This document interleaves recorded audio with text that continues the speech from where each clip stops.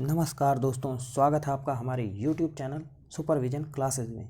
दोस्तों, आज हम आपके लिए लेके आए हैं NTPC में पूछे जाने वाले कुछ महत्वपूर्ण प्रश्नोत्तरों का वीडियो का पार्ट नंबर 1। दोस्तों, ये जो वीडियो हम बना रहे हैं ये NTPC में पूछे जाने वाले इम्पोर्टेंट क्वेश्चन पे रिलेटेड हैं, जो काफ़ी जगहों से सर्च करके कई मॉडल पेपरों से निकाल के बनाई जा रही हैं। तो इन्हें आप कहीं नोट करें और इनकी डेली प्रैक्टिस करें, ताकि ये क्वेश्चन अगर पूछे जाएं तो कम से कम 20 क्वेश्चन में आप वीडियो में जो क्वेश्चन बताए जा रहे हैं इनके एक्स्ट्रा फैक्ट्स और इन क्वेश्चन का नोट कहीं आप फंसे ना किसी भी क्वेश्चन पेपर में। तो दोस्तों चलिए स्टार्ट करते हैं। क्वेश्चन नंबर 1, भारत में वर्तमान में रेलवे जोनों की संख्या कितनी है? तो दोस्तों इसका राइट ऑप्शन हो जाएगा सी। भारत में वर्तमान में रेलवे जोनों की संख्या 18 है। दोस्तों हम आपको बता दें, अभी जो भारत में 18वां रेलवे जोन बना है वो दक्षिणी तट पे बना है। तो दोस्तों आप इस एक्स्ट्रा फैक्ट को भी साथ में नोट करते चलें, क्योंकि ये वीडियो में नहीं बताया गया है। तो दोस्तों अब बढ़ते हैं नेक्स्ट क्वेश्चन की तरफ। ओलंपिक खेलों का 32वां संस्करण कहाँ आयोजित किया जाएगा? दोस्तों इसका राइट ऑप्शन है ए, टोक्यो में। दोस्तों टोक्यो में ओलंपिक खेलों का 32वां संस्करण आयोजित किया जाएगा। अब इससे कुछ और भी क्वेश्चन पूछे जा सकते हैं, जैसे री डी जेनेरियो का नाम इसमें लिया गया है।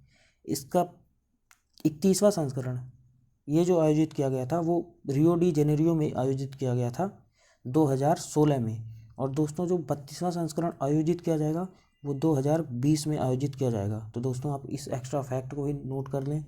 और 2020 के बाद जो ओलंपिक होते हैं वो 4 साल के बाद किए जाते हैं। तो 2024 का जो 33वां संस्करण होगा वो यूज किया जाएगा दोस्तों लॉस एंजल्स में। और 33वां संस्करण दोस्तों पेरिस में शायद यूज किया जाएगा, और 34वां लॉस एंजल्स में। दोस्तों गलती हो गई थी थोड़ी, पर इस एक्स्ट्रा फैक्ट को आप नोट कर लीजिए कि जो 32वां है वो टोक्यो में 2020 में, 33वां पेरिस में 2024 में, 34वां लॉस एंजल्स में 2028 में, और जो 31वां इसके पहले आयोजित किया गया था वो रियो डी जेनेरियो में 2016 में आयोजित किया गया था। तो दोस्तों इस एक्स्ट्रा फैक्ट को आप नोट करें, क्योंकि डायरेक्ट हो सकता है आपसे 32वां संस्करण ना पूछे, हो सकता है उसके पहले का या उसके आगे का पूछ ले। और दोस्तों ओलंपिक जो होते हैं वो 4 साल में एक बार आयोजित किए जाते हैं। चलिए दोस्तों नेक्स्ट क्वेश्चन की तरफ बढ़ते हैं। अगला क्वेश्चन है, लाल क्रांति किससे संबंधित है?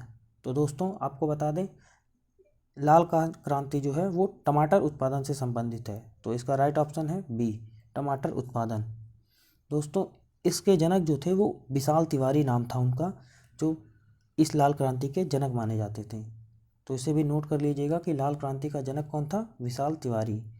चलिए नेक्स्ट क्वेश्चन पे बढ़ते हैं। क्वेश्चन नंबर 4, जेट इंजन का आविष्कार किसने किया था? तो दोस्तों इसका राइट ऑप्शन हो जाएगा जेम्स फ्रैंक व्हीटल ने किया था। जेट इंजन का आविष्कार फ्रैंक व्हीटल ने किया था। अब दोस्तों कुछ इससे भी एक्स्ट्रा फैक्ट्स आप पेन और कॉपी लेके नोटबुक कर लीजिए। जैसे इसमें जेम्स हैरिसन का नाम दिया गया है। दोस्तों जेम्स हैरिसन ने आविष्कार किया था क्लोरोफॉर्म का। क्लोरोफॉर्म जेम्स हैरिसन ने दोस्तों आविष्कार किया था क्लोरोफॉर्म का। और उसके बाद जेम्स वाट का नाम दिया गया है, जिन्हें आप जानते हैं कि इन्होंने भाप इंजन का आविष्कार किया था। तो इसे भी आप ज़्यादातर लोग तो जानते होंगे, पर आप नोट कर लीजिए कि जेम्स वाट ने भाप इंजन का आविष्कार किया था। और जो दोस्तों ऑटो हन नाम यहाँ दिख रहे हैं आप, ऑटो हन, ये भी क्वेश्चन आप इम्पोर्टेंट आ सकता है कि ऑटो हन या परमाणु बम का आविष्कार किसने किया था? तो उसका आविष्कार ऑटो हन ने किया था। तो दोस्तों इस क्वेश्चन में पूछे जाने वाले जेट इंजन से जो क्वेश्चन बना, इसमें आप 4 क्वेश्चन अलग से नोट करेंगे दोस्तों। जैसे कि जेट इंजन का आविष्कार किसने किया था? फ्रैंक व्हीटल। फिर उसके बाद जेम्स हैरिसन ने किया था आविष्कार दोस्तों क्लोरोफॉर्म का। जेम्स वाट को तो सभी जानते हैं भाप इंजन का। और ऑटो हन ने किया था परमाणु बम का। तो दोस्तों बढ़ते हैं नेक्स्ट क्वेश्चन की तरफ। दोस्तों आप एक्स्ट्रा फैक्ट नोट करना ना भूलें और उन्हें भी पढ़ें, क्योंकि ये क्वेश्चन कोई ज़रूरी नहीं है जीके या जीएस में कहीं से भी क्वेश्चन पूछे जाते हैं। तो हो सकता है आपसे ये ना पूछ के दूसरा क्वेश्चन पूछ लिया जाए, तो इन्हें आप नोट करते रहें। Next question, question number 5, mercury को किस धातु के पात्र में रखा जाता है? तो दोस्तों इसका राइट ऑप्शन हो जाएगा लोहे में, ए, मरकरी को लोहे में रखा जाता है। चलिए दोस्तों नेक्स्ट क्वेश्चन पढ़ते हैं। सत्यमेव जयते कहाँ से लिया गया है? तो दोस्तों इसका राइट ऑप्शन हो जाएगा मुंडकोपनिषद से। सत्यमेव जयते जो है उसे मुंडकोपनिषद से लिया गया है। दोस्तों नेक्स्ट क्वेश्चन पे आगे बढ़ते हैं। वाल्मीकि राष्ट्रीय उद्यान किस राज्य में है? तो दोस्तों वाल्मीकि राष्ट्रीय उद्यान जो है वो हमारा बिहार में स्थित है, तो इसलिए इसका राइट ऑप्शन हो जाएगा बी, बिहार। वाल्मीकि राष्ट्रीय उद्यान बिहार में स्थित है। अब आपसे इससे जुड़े फैक्ट बता दें कि बिहार के इस समय वर्तमान में मुख्यमंत्री कौन है। तो दोस्तों बिहार के जो मुख्यमंत्री हैं वो इस समय है नीतीश कुमार। और इसमें राज्यपाल का भी क्वेश्चन पूछा जा सकता है कि बिहार के वर्तमान राज्यपाल कौन है, तो उसका नाम है फागू सिंह चौहान। इस क्वेश्चन को आप नोट कर लें कि बिहार का वर्तमान जो राज्यपाल है उनका नाम है फागू सिंह चौहान। तो चलिए दोस्तों नेक्स्ट क्वेश्चन की तरफ आगे बढ़ते हैं। क्वेश्चन नंबर 8, रामायण का फारसी में अनुवाद किसने किया? दोस्तों इसका राइट ऑप्शन है बदायूनी। तो दोस्तों इसका राइट ऑप्शन बी सही हो जाएगा। बदायूनी ने रामायण का फारसी में अनुवाद किया था। दोस्तों रामायण जो है वो वाल्मीकि के द्वारा लिखी गई थी, जिसका बाद में अकबर के कहने पर बदायूनी ने फारसी में अनुवाद किया। नेक्स्ट क्वेश्चन की तरफ बढ़ते हैं दोस्तों। क्वेश्चन नंबर 9, हाल ही में बीएसएफ के नए महानिदेशक कौन बने हैं? तो दोस्तों इसका राइट ऑप्शन हो जाएगा कि अभी जो हाल ही में बने हैं हमारे बीएसएफ के महानिदेशक, उनका नाम है वीके जौहरी। दोस्तों इसलिए इसका राइट ऑप्शन बी हो जाएगा कि वीके जौहरी जो हैं वो हाल ही में हमारे बीएसएफ के महानिदेशक बने हैं। अब बीएसएफ से जुड़े कुछ एक्स्ट्रा फैक्ट्स को भी आप नोट करिए। जैसे बीएसएफ का full form border security force होता है। इसकी स्थापना 1 दिसंबर 1965 को की गई थी।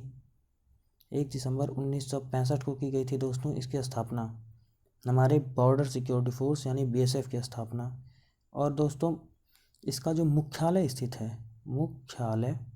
इसका जो मुख्यालय स्थित है दोस्तों वो है हमारा नई दिल्ली में। तो चलिए नेक्स्ट क्वेश्चन की तरफ आगे बढ़ते हैं। क्वेश्चन नंबर 10, भारत के उच्चतम न्यायालय के वर्तमान न्यायाधीश कौन है? दोस्तों इसका राइट ऑप्शन है रंजन गोगोई। भारत के वर्तमान जो उच्च न्यायालय के न्यायाधीश हैं वो हैं रंजन गोगोई। अब ये पूछ सकता है, इससे कुछ इंपॉर्टेंट फैक्ट्स आप नोट करिए दोस्तों कि जैसे जो भारत के वर्तमान उच्चतम न्यायाधीश हैं वो भारत के 46वें नंबर के न्यायाधीश हैं रंजन गोगोई। इससे पहले जो थे 45वें नंबर के, उनका नाम था दीपक मिश्रा। दोस्तों दीपक मिश्रा इसके पहले थे। और दोस्तों अगर आपसे पूछ लिया जा सकता है कि भारत के उच्चतम न्यायालय के प्रथम न्यायाधीश कौन थे, तो वो थे एच.जे. कानिया कहीं लिखा रहता है या कनिया। तो जो भारत के प्रथम उच्चतम न्यायालय के न्यायाधीश थे वो थे एच.जे. कानिया। चलिए दोस्तों नेक्स्ट क्वेश्चन की तरफ बढ़ते हैं। दोस्तों मैं आपसे बार बार कह रहा हूँ कि आप एक्स्ट्रा फैक्ट्स को ज़्यादा भी ध्यान दें, क्योंकि वो भी पूछे जा सकते हैं, वो उनसे रिलेटेड क्वेश्चन हैं। तो नेक्स्ट क्वेश्चन नंबर 11, दोस्तों ब्रह्मांड में सबसे अधिक मात्रा में कौन सा तत्व पाया जाता है? तो इसका राइट ऑप्शन हो जाएगा दोस्तों, ब्रह्मांड में सबसे अधिक मात्रा में पाया जाता है हाइड्रोजन। तो इसका राइट ऑप्शन बी सही है। अब दोस्तों इससे भी कुछ एक्स्ट्रा फैक्ट्स बनते हैं। जैसे अगर आपसे ब्रह्मांड में पूछा तो आपने हाइड्रोजन लिखा, लेकिन अगर आपसे पूछ लेता है क्वेश्चन में कि पृथ्वी पे सबसे ज़्यादा मात्रा में कौन सा तत्व पाया जाता है, तो उसके लिए है पृथ्वी पे जो सबसे ज़्यादा तत्व पाया जाता है वो ऑक्सीजन पाया जाता है दोस्तों। ऑक्सीजन पृथ्वी पे सबसे ज़्यादा पाया जाता है। और अगर आपसे पूछ लेता है कि वायुमंडल में कौन सा सबसे ज़्यादा पाया जाता है, तो वायुमंडल में दोस्तों नाइट्रोजन पाया जाता है। तो इसीलिए इस क्वेश्चन से बनते हैं हमारे 3 क्वेश्चन कि ब्रह्मांड में सबसे अधिक मात्रा में हाइड्रोजन पाई जाती है, उसके बाद पृथ्वी पे सबसे अधिक मात्रा में ऑक्सीजन पाई जाती है, और वायुमंडल में सबसे अधिक मात्रा में नाइट्रोजन पाई जाती है। तो दोस्तों आप इससे बनने वाले तीनों क्वेश्चन को ध्यान से नोट करें और पढ़ें। नेक्स्ट क्वेश्चन दोस्तों, क्वेश्चन नंबर 12, धूप में से कौन सी विटामिन मिलती है? तो दोस्तों जैसा कि हमें बताया जाता है कि सर्दियों के मौसम में हमें हमारे शरीर में चिड़चिड़ाहट थोड़ी होने लगती है, तो इसीलिए धूप में रहना चाहिए। दोस्तों धूप में रहने से हमें विटामिन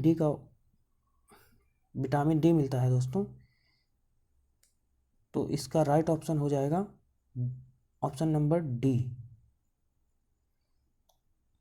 इसका राइट ऑप्शन दोस्तों ऑप्शन नंबर डी हो जाएगा, क्योंकि धूप में रहने से हमें विटामिन डी मिलता है।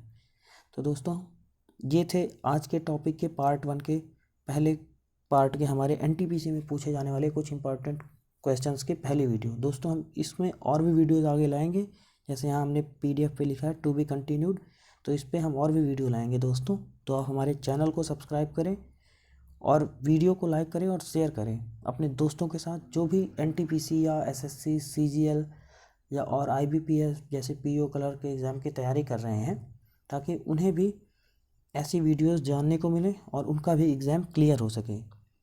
तो दोस्तों ये है हमारी वेबसाइट www.estudypoint.in, जहाँ पे आप जाकर फ्री में NTPC SSC IBPS UPSC से रिलेटेड बुक्स और क्वेश्चन बैंक्स जो हमारे